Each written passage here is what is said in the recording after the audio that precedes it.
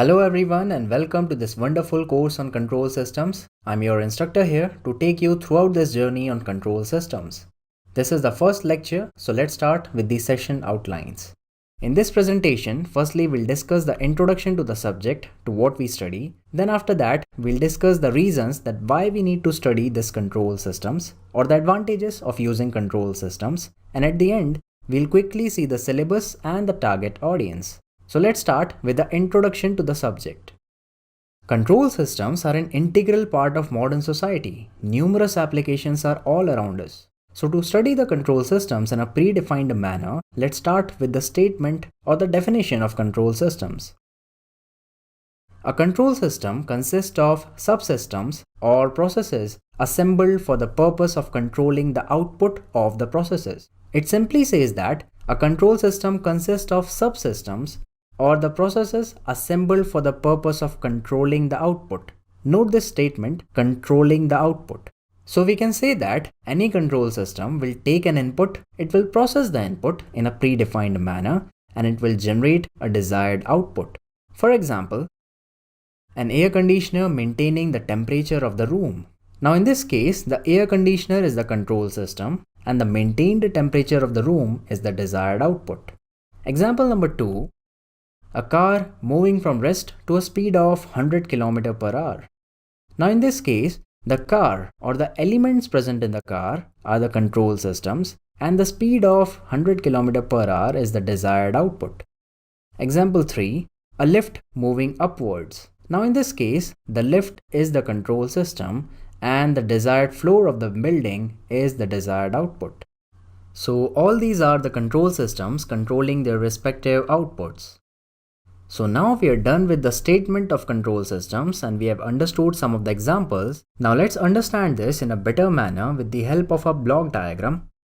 If this is the block diagram of any control system, then on this side we have the input or the stimulus to the system, and this is the desired response that we want from the system.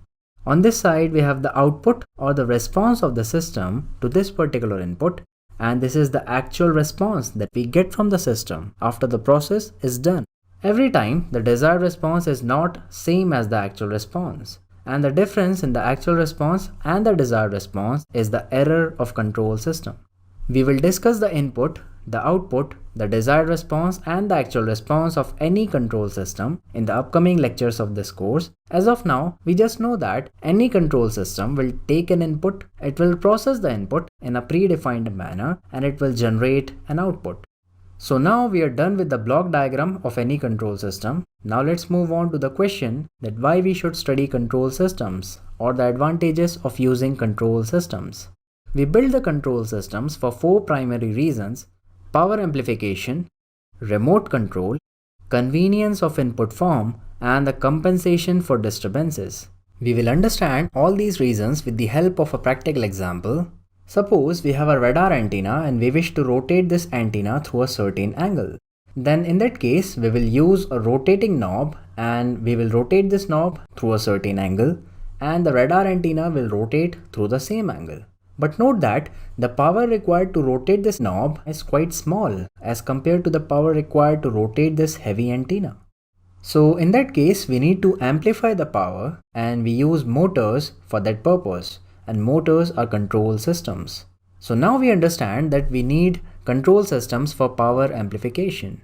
In this way we are done with the first reason. Let's move on to the second reason, which is remote control. Again, whenever we need to rotate this radar antenna, we use rotating knob. And this rotating knob is like a remote control element for this radar antenna. We can have one more example. A remote controlled robotic arm that can be used to pick up materials from a radioactive environment. So, the control systems are also useful in remote areas. In this way, we are done with the second reason. Now let's move on to the third reason, which is convenience of input form. Again, whenever we need to rotate this antenna, we are rotating this knob or we are repositioning this knob. In this way, we are changing the form of the input. We can have one more example in this case. Suppose we are inside air-conditioned room and we need to decrease the temperature inside the room. Then in that case, we will use the remote control to decrease the temperature of the air conditioner. So in this way, the control systems are also useful to provide convenience by changing the form of the input. In this way, we are done with the third reason. Now let's move on to the fourth reason, which is compensation for disturbances. This is one of the most important reasons to build a control system, and we will consider the same example to understand this particular reason. Already we are having the radar antenna which is pointed in a commanded direction. Now consider a case in which wind forces this antenna from its commanded position or noise enters internally. Then in that case, this radar antenna itself has to detect the amount of error occurred and it has to correct that error by itself. Note that we do not change the input according to the disturbance. So the control system itself has to deal with the error that has occurred and it has to correct the error by itself. And in this way, the control system compensates for disturbances. So now we are done with the introductory portion of control systems and we have discussed the reasons to study control systems. Now we will discuss the syllabus and the target audience. Talking about the syllabus, we'll firstly discuss the basics of control systems, in which the very first lecture will be the system response characteristics, and in that lecture we will discuss that how the output of any control system vary with respect to the input. And after that, we will have an introduction to the open loop and closed loop systems and their comparison. Then after that, we will have a review of signals and systems, in which we will mainly focus on the Laplace transform and their properties.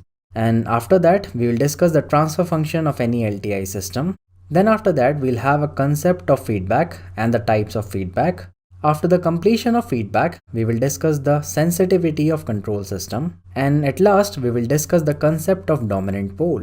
In this way, we will discuss the basics of control systems. After the basics of control system, the next chapter will be the block diagram reduction and the signal flow graph. In this chapter, we will discuss the basic rules for the block diagram reduction and the Mason's gain formula for calculating the overall gain in the signal flow graph. After the completion of this chapter, we will move on to the next chapter, which is the time response analysis. In this chapter, we will discuss the transient response for first order system, the transient response for second order system, the concept of damping, the transient response parameters, and we will also have discussion on the steady state and the steady state errors. In this way, we will complete this chapter and then we will move on to the fourth chapter, which is the stability. In this chapter, we will mainly focus on the Routh-Hurwitz criteria for the absolute stability of any control system.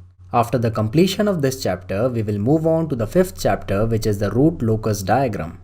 Then after that, we will move on to the frequency response analysis chapter, and from this chapter we will completely switch to the frequency domain. In this chapter, firstly we'll discuss the frequency response parameters of a control system, and we will have discussion on various frequency response analysis techniques like polar plot, Nyquist plot and Bode plot. Then after that, we will move on to the next chapter, which is compensators and controllers. And after completing this chapter, we will move on to the last chapter of control system, which is the state space analysis. And this chapter is the complete different approach towards a control system. We will discuss various state space parameters and the state variable representation of a control system. We will have discussion on the conversion of state variable models to transfer function. We will also discuss the conversion of transfer functions to canonical state variable models. Then after that, we will discuss the solution of state equations, and we will also have the discussion on the concept of controllability and observability. Along with the theory discussion, we will also have many previous year gate problems in order to have a better understanding in the concepts, and for your practice, we will also have many homework problems. So now we are done with the syllabus discussion. Now let's move on to the target audience to see to whom this course is actually intended to. This course is definitely for the students preparing for GATE and other competitive examinations, as this course is designed according to the official GATE syllabus. Along with this course is also beneficial for the college goers who have the control systems as a subject in their curriculum. Thank you for watching this lecture. I'll end this lecture here. See you in the next one.